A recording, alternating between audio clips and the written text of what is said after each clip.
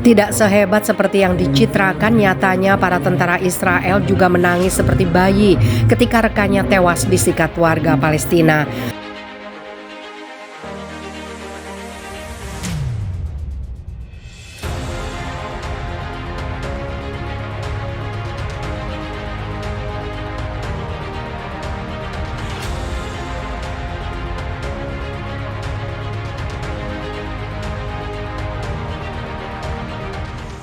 Meski pasukan Israel dikenal sebagai personil militer tangguh yang sulit dikalahkan dalam berbagai konflik atau peperangan dengan negara Arab khususnya Palestina, korban yang telah jatuh nyatanya cukup besar. Misalnya, antara tahun 2000 sampai 2008 dalam peperangan melawan rakyat Palestina, korban tewas di pihak pasukan Israel mencapai jumlah 1063 personel, sedangkan korban luka mencakup personil militer dan warga sipil berjumlah 8.800 orang. Pada tahun 2009 sampai 2010, militer Israel kembali bentrok dengan para pejuang Hamas dan warga Palestina di jalur Gaza, mengakibatkan 70 tentara tewas, 322 personel lainnya terluka. Jadi pada dasarnya, peperangan tanpa henti sejak tahun 1948 yang terus dilancarkan oleh para pejuang Palestina selalu memakan korban jiwa tentara Israel, kendati mereka dikenal sebagai para prajurit tangguh yang sangat terlatih. Terbunuhnya pasukan Israel ketika sedang terjadi konflik dengan negara Arab atau hanya dengan warga Palestina merupakan kerugian besar bagi Israel, mengingat jumlah warganya yang sangat terbatas di bawah 10 juta orang. Apalagi orang Israel hanya cenderung berkeluarga dengan sesama Yahudi, bukan dengan suku-suku lainnya. Oleh karena itu, warga Israel yang merupakan satu suku dan mayoritas memiliki agama yang juga sama-sama berasal dari generasi korban pembantaian massal oleh Nazi Jerman, membuat warga Israel memiliki ikatan persaudaraan yang sangat kuat. Seorang tentara Israel yang tewas dalam konflik atau peperangan, selain dianggap sebagai pahlawan oleh Israel, juga merupakan kehilangan salah satu anggota keluarga besar. Umumnya para tentara Israel, baik pria dan wanita, akan menangis sampai meraung-raung seperti bayi ketika mengetahui rekan satu unitnya tewas dalam peperangan. Para komandan atau rekan yang tabah sampai susah payah menenangkan para tentara Israel yang menangis karena dituntut untuk segera pulih dan melanjutkan pertempuran. Sebenarnya banyak tentara di satuan militer dunia menangis ketika rekan satu unitnya, terutama yang sudah akrab seperti saudara, gugur. Tapi jika yang gugur adalah tentara Israel, hanya prajurit Israel yang menangis terlalu serius dan meraung-raung seperti anak kecil. Kondisi tentara Israel yang ternyata cengeng ketika sedang bertempur itu jelas bertolak belakang dengan pemberitaan media barat bahwa tentara Israel semua tangguh dan kejam. Padahal mereka ternyata merupakan prajurit manusia biasa yang gampang menangis dan turun semangat tempurnya gara-gara temannya terbunuh dalam peperangan. Gaza tembakan 1000 rudal ke Israel, gerombolan Zionis tewas.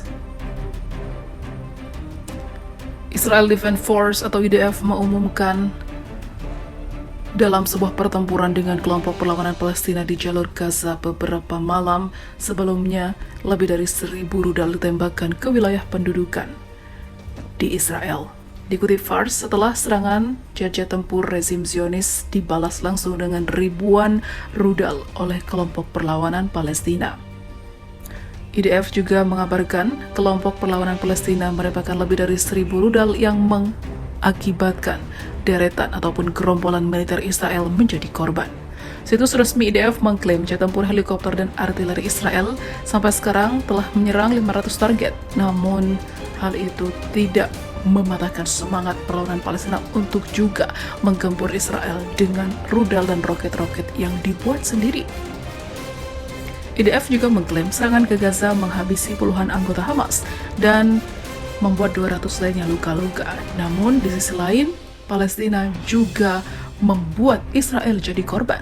Pada saat yang sama, militer Israel mengaku terkejut dengan rudal-rudal dan roket-roket baru kelompok perlawanan Palestina yang menghantam Tel Aviv. Dan rezim itu berusaha menutup rasa malunya dengan mengeluarkan ancaman. Di wilayah Judea dan juga Samaria, tepi barat, kami sudah memulai operasi luas penangkapan anggota Hamas. Dan sampai sekarang, puluhan dari mereka berhasil ditangkap, ujar IDF.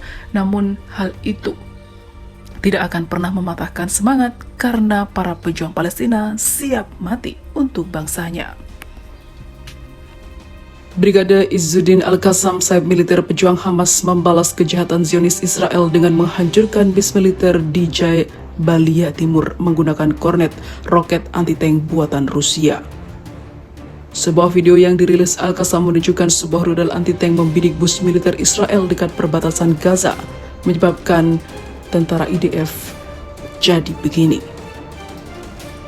Video ini menunjukkan beberapa kendaraan militer Israel dan sejumlah besar tentara berdiri di dekat bus pada saat serangan itu. Itu adalah pertama kalinya menembakkan rudal anti-tank kornet terhadap sasaran Israel sejak Perang Gaza di tahun 2014. IDF dihabisi akibat dari serangan tersebut. Faksi-faksi pejuang Palestina hari Senin telah merilis sebuah pernyataan bersama mengatakan bahwa para pejuang faksi berhasil menyerang sebuah bus yang penuh dengan tentara dengan rudal kornet. Pernyataan itu juga mengklaim serangan itu mengakibatkan cedera serius hingga dihabisi atau tewas. Namun tentara Israel mengatakan dalam pernyataannya yang tidak jelas, prajurit yang terluka dilarikan ke pusat medis Soroko di BR Shefa. Bus dikabarkan sedang melakukan perjalanan di wilayah Sya'ar HaNegev pada saat itu. Kornet dianggap sebagai rudal anti-tank canggih yang dapat menembus tank Merkava Mark IV buatan Israel.